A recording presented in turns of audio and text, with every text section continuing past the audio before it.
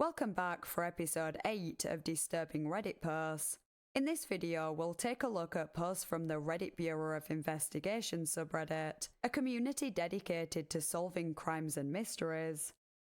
We'll cover a variety of posts, from a 17-year-old whose former teacher has been obsessed with her for over a decade, to a user whose friend went missing under concerning circumstances.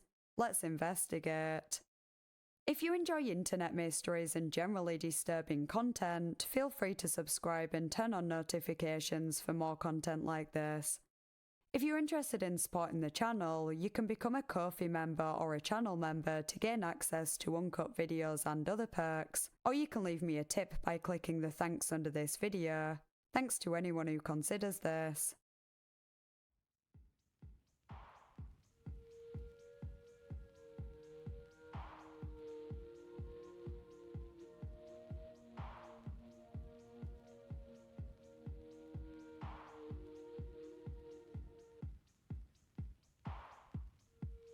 This video will cover topics that some might find disturbing, such as death and stalking. Viewer discretion is advised. You can click the link in the description to become a Ko-fi member and watch an uncut and ad-free version of this video, which features a whole extra entry that was unsuitable for this cut. The first post we'll cover was shared 10 months ago with the title, "An old teacher is obsessed with me and it's ruining my life." It read, "This is kind of a long story, but I'll try my best to keep it short. When I was young, I attended a private childcare facility where we had 4 teachers and 1 student teacher, called Charles, who always took a special interest in the girls. Charles was in his 20s, but would always ask what me and my friends would be doing over the weekend. I can always remember telling him, then just happening to see him there while I was there. At the time I was like 4 or 5, so I didn't think much of it. This pattern, however, continued into my next school. I began my primary school years, or elementary in America I believe, and a few months after, Charles was employed at my school as a groundsman. He'd speak to me every break, always asking me stuff, and during class times he would watch me through the classroom windows.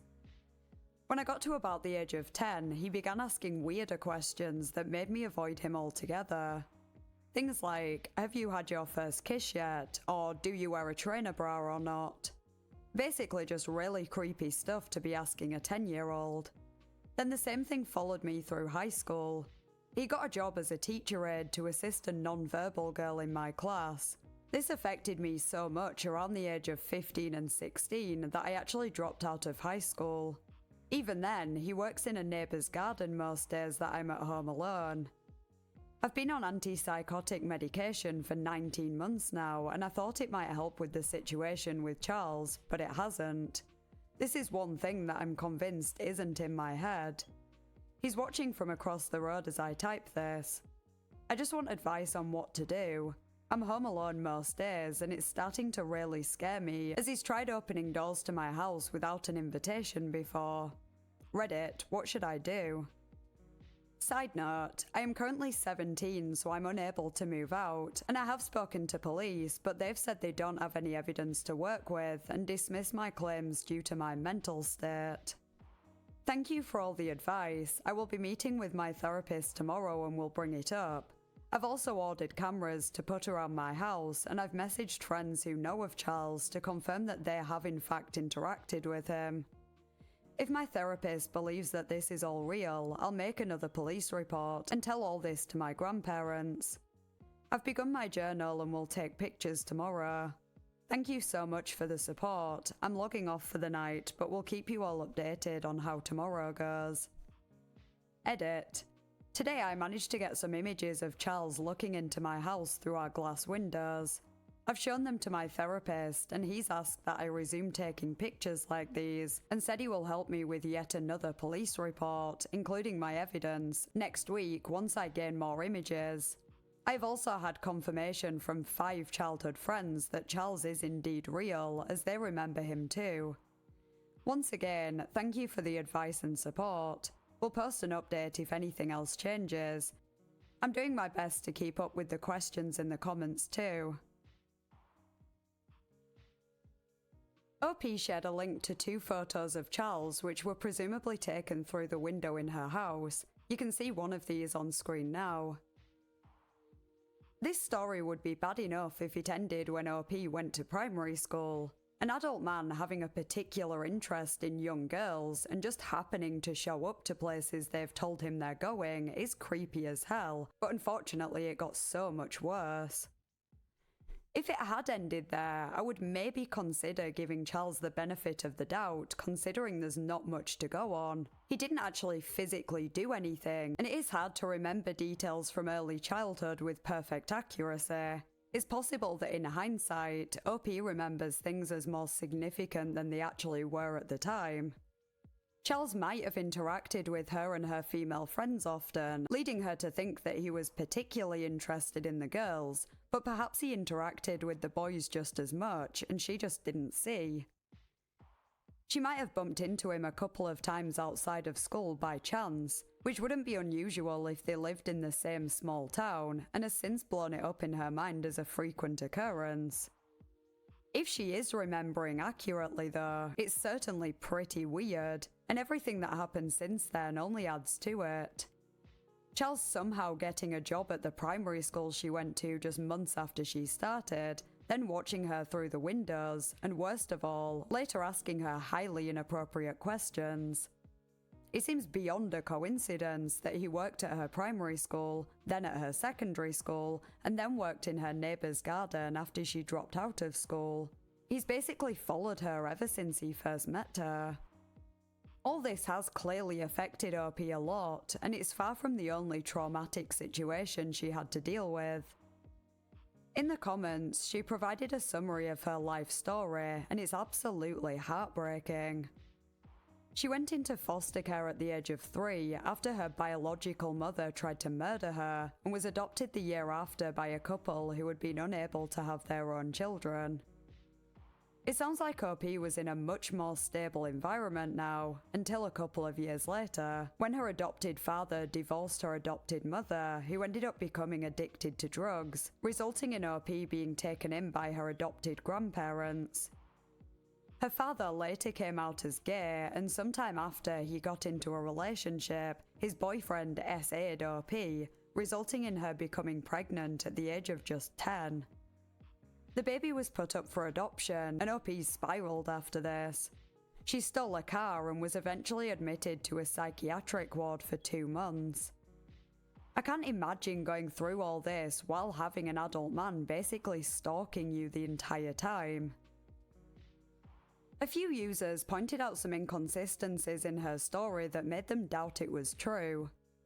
Some of these were basically saying that so much had happened to OP in her childhood that it's unbelievable, but I don't think that really counts for anything.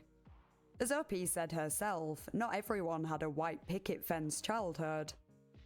What I find to be a bit of a stretch though is that at the time of the post she was 17 years old and claimed to be a fully qualified mechanic, despite dropping out of high school at 15 or 16 according to the original post. In another comment, she stated that she attended online school and completed high school at the end of 2021, which according to the birth year she gave would have been when she was 15. This is a pretty significant inconsistency. I don't know what country she lives in, but in the UK, you finish high school at 16. She was 17 at the time she wrote the post, and you can't become a fully qualified mechanic within a year. The only way I can make sense of this is if OP dropped out of school for a very short period of time and had some kind of mechanic apprenticeship at the same time. As far as I'm aware, you don't necessarily need formal qualifications to become a mechanic, so perhaps when she said fully qualified, she just meant that she was employed and working full-time. I guess it's not beyond the realm of possibility. It is a little convoluted though. To give her the benefit of the doubt, it is possible that OP has changed certain details, such as her year of birth, to avoid being identified. Some inconsistencies could be explained by her mental state too, and with the occurrence of a series of such stressful and traumatic events from such a young age, it'd hardly be surprising if she got some things mixed up. And that brings us back to Charles. Was he actually stalking OP, or could this situation be explained by OP's mental state? I will preface this by saying that I think OP's claims are worth investigating regardless. She stated that she is taking antipsychotics and said, quote, "This is the one thing that I'm convinced isn't in my head." Which implies that she was convinced that other things happened which turned out to be in her head. That doesn't necessarily mean that the Charles situation isn't actually happening though. Just because someone was or is suffering with mental illness doesn't mean that they shouldn't ever be taken seriously. If OP's story is true, it must be so frustrating that she really believes a man has been obsessed with her since she was a young child, and she's just being dismissed by the police because of her mental state. With all that said, if she has been suffering with psychosis, it's possible that some of what happened could be explained by false memories, for example, or perhaps everything she remembers did actually happen, but with different people. The Charles that worked in her childcare facility might not have been the same man that later worked at her primary school, and that might have been a different man to the one who later worked in her secondary school and then was employed by her neighbours. OP said that Charles was in his 20s at the childcare facility when she was around 4 or 5. That would mean that he'd only be in his 30s now. The photos she shared in the post aren't exactly crystal clear, and it's hard to actually determine the man's age, but to me he looks like he could be in his 40s, possibly even 50s. One commenter shared their own experience with a client who experienced something similar. Quote, "I work with people with psychosis. I will preface by saying that I believe you because that's always the safer thing to do, but I do have an unfortunate anecdote about a former client who had delusions about being stalked. I had a client who retroactively believed that someone he met in adulthood was currently stalking him and retroactively believed the guy was stalking him from childhood. He had memories of the guy getting various jobs in his school to stalk him, working in the cafeteria, as a coach, a teacher, etc. I'm saying this because it can happen to have retroactive memories that fit into a delusion. In adulthood, the client believed that the guy was always nearby, sometimes with justification that the stalker was working in nearby shops. The client had schizophrenia. I don't know what your diagnosis is. I would definitely talk to your therapist just in case. Spare no details. It's entirely possible this is real, but unfortunately, also entirely possible it's not.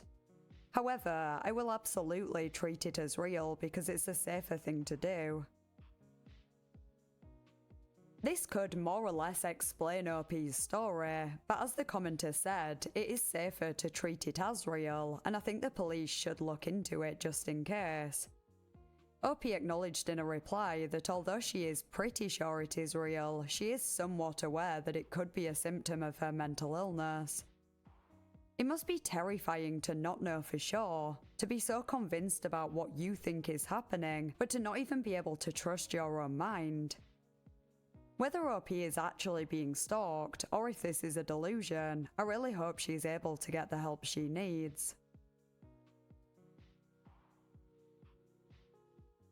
The next post we'll cover is a recent one, titled, "Overly Interested in a Stranger's Baby." It read, "My husband and I met a new friend at a community event. The friend began attending our church as well as some other events we do. I said stranger in the title because even though I'm calling this person a new friend, we don't know them very well yet, and so, technically, they do feel like kind of a stranger. They really gravitated to our baby. Our baby is still a newborn, so he's not exactly Mr. Personality yet. He kind of just lays there and sometimes looks up at you. If he smiles, it's just because he has gas. Of course I think he's cute since he's mine, but my point is, I'm not sure what would make somebody else overly interested in him. I would think they'd be more interested in the older babies that attend, the ones who can smile and laugh and interact with you, but this stranger we call a new friend is very interested in him. The friend is constantly asking if we need a babysitter every time we see them. It's not weird to ask if you need a sitter. It only became weird because of the constant mentions. It feels more like insistence. They asked if they could have a picture of themselves holding the baby. I haven't known them long, and seeing as I was taking pictures of our other friends holding our baby, I went ahead and got a picture of this new friend holding the baby too. The friend stated that they had a photo album of our baby's pictures saved to their phone, and when they told me this, they seemed to think I would think it was sweet, but in truth, I just found it odd. Like, yes, we consider you a friend now, but we haven't known you that long. I don't know. It was just a little odd to me. Like, I don't think it's odd to save the photo that we took, but I do think it's odd to make an album on your phone. One week, they asked me about what kind of formula our baby uses, and then the next time we saw them, they stated that they had signed up with the formula company to receive coupons for formula, and that they were buying some formula to keep at their apartment in case the baby needed it while he was over there. But we have never even been to this new friend's apartment yet, and if we did, I would certainly bring with me anything the baby needs rather than expecting a friend to provide it. Each week I notice they've moved closer and closer to us. Used to sit on the other side of the room, but has moved a few rows over every time and is now right behind us. Other people in the group have commented that friends' eyes are on the baby the entire time, not paying attention to the event. We wouldn't know because they're sitting behind us. I don't think it's odd to sit near us, but I do think it's odd to not pay attention to the event. Like, why come? An important thing to note right here is that there are actually other babies there as well, and those babies are slightly older, so they have more personality and can play and laugh and everything. They are not newborns like ours, yet those babies are completely ignored by this person, and only ours is focused on. Friend also asked if we had adopted our baby, and I said no, he's biologically ours. I gave birth to him. Friend seemed almost disappointed to hear that he was not adopted. I don't know why. Anyway, in the beginning, we were just making a new friend, but I'm getting slightly uncomfortable. I'm not sure why, but I do feel like I'm being paranoid, like maybe I have a new mum anxiety. But at the same time, part of new mum anxiety is protectiveness and feeling like something is not quite right. Any ideas as to what the focus on our baby is? Also, if we just decided not to think about this anymore and just completely cut off contact, well, these things are public events and group activities, and we don't want to have to stop attending. What is your take on this situation? Update 1. We are going to go to a different church this week instead. I'll update if there's any news or anything happens. This person is female biologically, but is transgender, so presents as male. I was vague about the gender because I didn't want people to assume I was transphobic and ignore the real issues we're having. Update 2. We went to a different church today. We didn't tell anyone which church we visited, just in case the info would get passed on. We did tell our friends at church to watch the person's reaction to see how they took our absence, were they angry, etc. I got a text afterward from a church friend who said that the person seemed disappointed we weren't there and asked if anyone knew if the baby was sick and maybe that's why we hadn't come. I had 2 missed calls from the person's number after church was over, so I'm sure they were calling to ask if we were okay, but I did not call back, nor will I. I also got a text from another friend at church who reiterated that this person seemed disappointed we weren't there and could they call me later. So after I call my friend, the friend who texted, not the creepy friend, I'll update later with what they say. Update 3. I called the church friend yesterday who had asked me to call her, a real friend, not the creepy one. We weren't in church yesterday, but she asked me to call when I got the chance. I called yesterday, but then she wasn't there when I called, but I eventually got in touch with her. So anyway, what she said was that after the person expressed disappointment we weren't there, our friend said something. You seem really close to them after knowing them for such a short time. She said the person responded with saying they actually had a long history with us, as they'd known my husband at a specific summer camp during a certain period of years. This is not true. My husband never went to regular summer camp. His parents only allowed him to go to church camp. Also, the years are not right, and my friend told them that. So she didn't tell the person my husband hadn't been to that camp because she didn't know if that part was true or not, but she did know the years weren't right, so she did tell them there's no way it would have been during the years the person thought it was. Friend is like, those can't be the right years, would have been an adult already at that point, unless you mean he was a counselor at the camp. Person is very confused. Comes out at some point that this person thought my husband was around their age, mid-30s. My husband does look young. We are used to people thinking that he's significantly younger than he is, more like my own age, as I am younger than him, and having a newborn baby probably makes people think younger as well. But on his next birthday he's turning 50 years old. I have an old dude, y'all. Person seemed shocked that he is approaching 50, and then they left. Like literally, just left. Did not stay for the luncheon afterward. I really don't know what to think about any of this.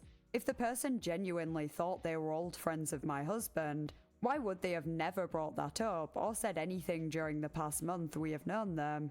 Never told my husband, oh hey, remember that time at camp, etc., or mentioned to anyone before this that, oh yeah, we are old friends from camp. It just feels like it was made up out of the blue. On the other hand, what purpose would that story serve? It just seems random. I don't buy it. Update 4. This isn't really an update since nothing new has happened. We have decided we are done. We don't want to leave our church, but it could come to that. But first, we are going to just try to sort of block their advances and not engage in any conversations at all with them. Like if they come up to us and start talking, we will just excuse ourselves to go, etc. and see if that's enough, hoping it will be. The church leadership is going to talk to them as well. I think OP is asking for advice at the right time. Although this person, we'll just refer to them as OP's friend for simplicity's sake, hasn't actually harmed OP or her baby, I wouldn't confidently assume he wouldn't. There are a lot of red flags here, and halfway through the original post I started wondering if the friend might end up trying to kidnap the baby. Assuming he does have nefarious intentions, I can't see what else they could be. I guess it's not beyond the realm of possibility that he just really likes newborn babies, more so than older babies. I can definitely relate to that. If I had to babysit for someone, I'd rather look after a newborn than, say, a toddler, but I don't have some weird fixation on a specific newborn baby like the friend seems to. His behaviour seems to suggest that there's more to it than just finding newborn babies cute and endearing. It sounds like most of the interactions happened at the church, but OP clarified that the friend only started going to that church after meeting OP and her husband at a social club, like he was following them. He also only recently moved to the area and has no family there, no job, no anything, no obvious reason for moving there at all. It makes me wonder if there is a reason he left wherever he was living before. It's also really bizarre that he's pretending to have known OP's husband for years, which was clearly a lie and not a mistake, because he never mentioned that to OP herself or her husband. It sounds like he's trying to get way too friendly with OP and her husband way too quick, and trying to make it look less suspicious to others by claiming he already knew them years ago. It doesn't seem to be working. The mutual friends have reported back to OP and seem to also realise something is off. OP stated in a comment, quote, "The leadership team actually said we have no reason to believe there's anything going on and nothing wrong has been done, but they wanted us to know that they have been very on guard about watching this person around our baby, and that if one of us needed to use the bathroom or something, that we should go let them know that we're going so that they can come by and hang out with the other parent, so that there will always be at least 2 people with the baby at all times." That sounds to me like the team does think they have a reason to believe something is going on, they just don't want to make any allegations or take action without any solid proof. One of the replies suggested that the friend is what is known as the missing star, a metaphor for a person within a social group or organisation who people know is untrustworthy or has to be managed, but they choose to discreetly warn newcomers rather than openly or directly address the person and their behavior. This seems to describe the situation pretty well. People know something is off, but their solution is to keep an eye on the baby rather than remove the potential threat to the baby, which I can understand to some extent. I guess they don't want to outcast someone who they don't know for sure is a threat. But is it worth taking chances if a baby's safety could be at risk? As for the friend's intentions, I wonder if he recently lost a baby, and that's why he's particularly interested in OP's baby at this age, which of course opens the possibility of him kidnapping them as a replacement. I've heard of similar stories before. A few of the possibilities are summed up pretty well in the following comment, quote, "I have several theories. Maybe they're socially awkward and don't know basic boundaries. Maybe they're trying to be helpful to a new mum and don't realise they're making extreme oversteps. Maybe they're struggling with a mental illness and think that this is their baby. Maybe they had a baby who died as a newborn, or maybe they desperately wanted to have a baby and never could. Maybe they had a baby that was taken away. They might see your baby as their chance for a do-over, since your baby is so young. That could also explain the adoption question. They may have assumed, wrongly, you'd be less bonded to your baby if you didn't give birth and only had the baby for a short time. They may have hoped they could talk you into giving the baby to them. Regardless, there is no healthy explanation for a new acquaintance to be this obsessed with your baby."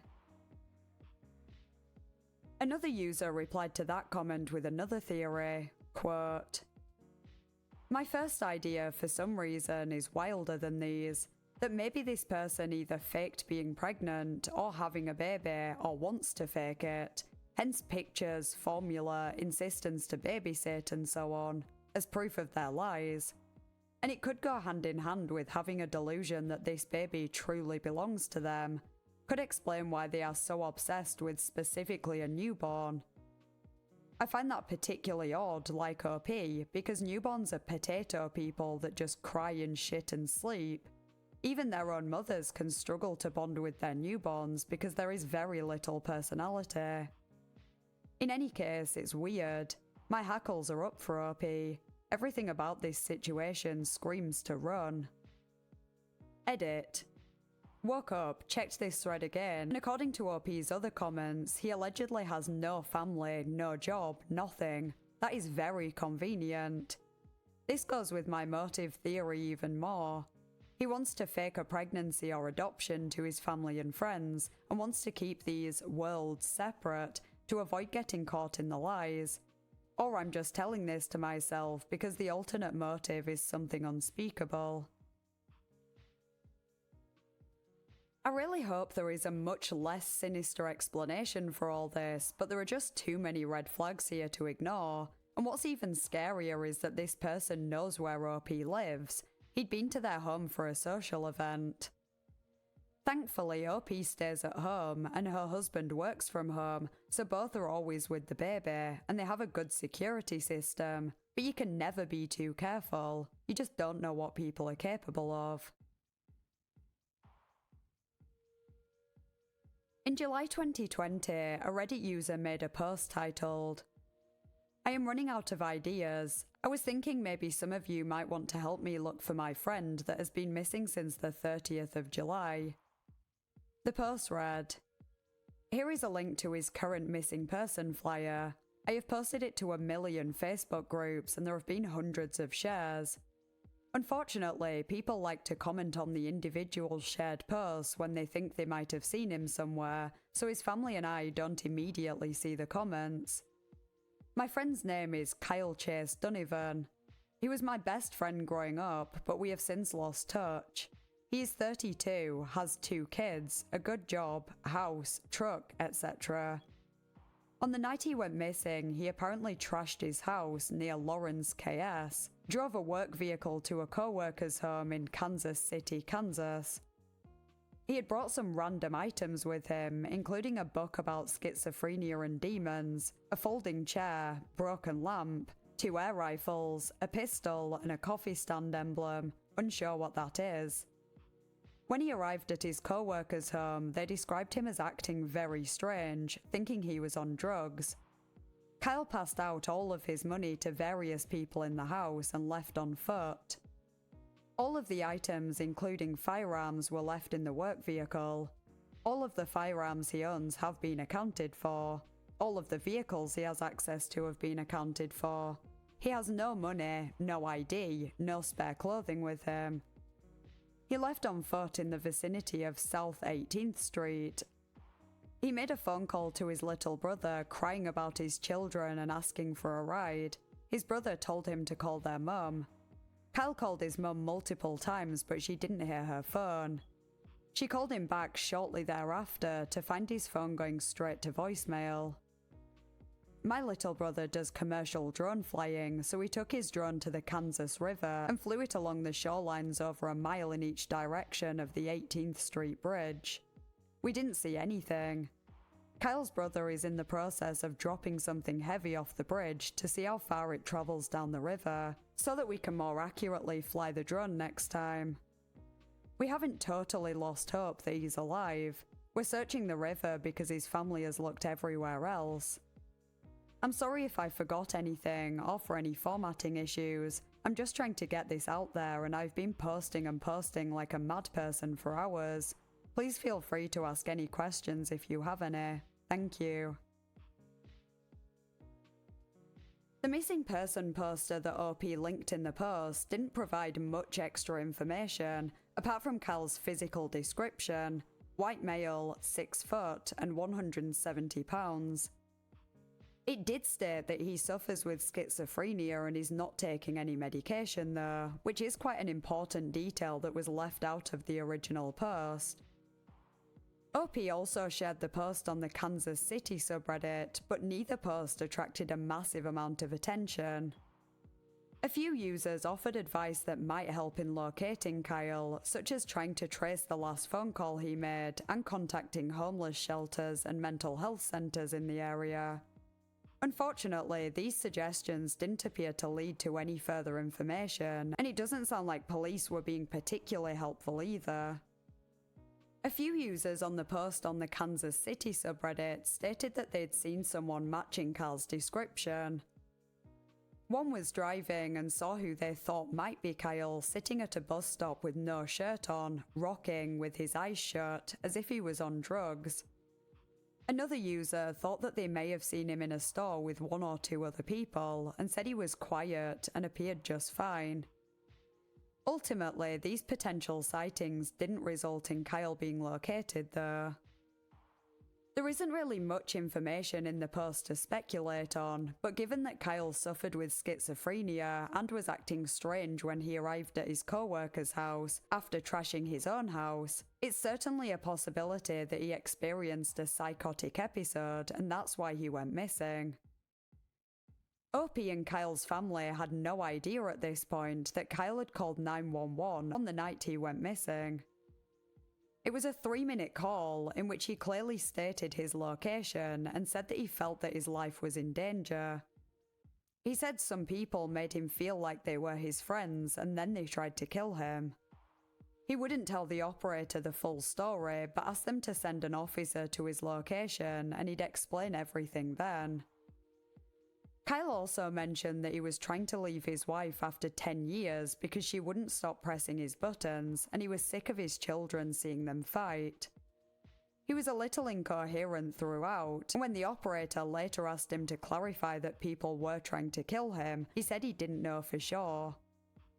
Shortly after, the call cut off, and that was the last time anyone ever heard Kyle's voice. Just 2 months ago, OP decided to update Reddit with what had happened and asked for advice and theories.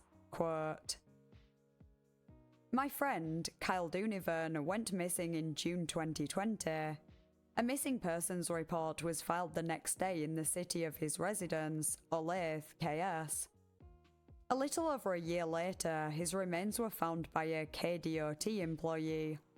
Because of COVID, DNA identification was behind, though the officers told his family that based on the items found, they were 90% sure it was him. At that time, the police also informed his mother that he had placed a 3-minute 911 call the night he went missing. He clearly states his location, but they never went to look for him. They didn't cross-reference the missing persons report with the unresolved 911 call, so they could have given his mother his actual location. We searched on foot and with a drone for him where he had told his brother he was prior to his 911 call.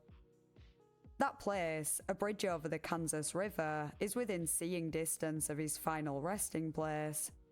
We were so focused on the river because that's where he said he was when he talked to his brother earlier.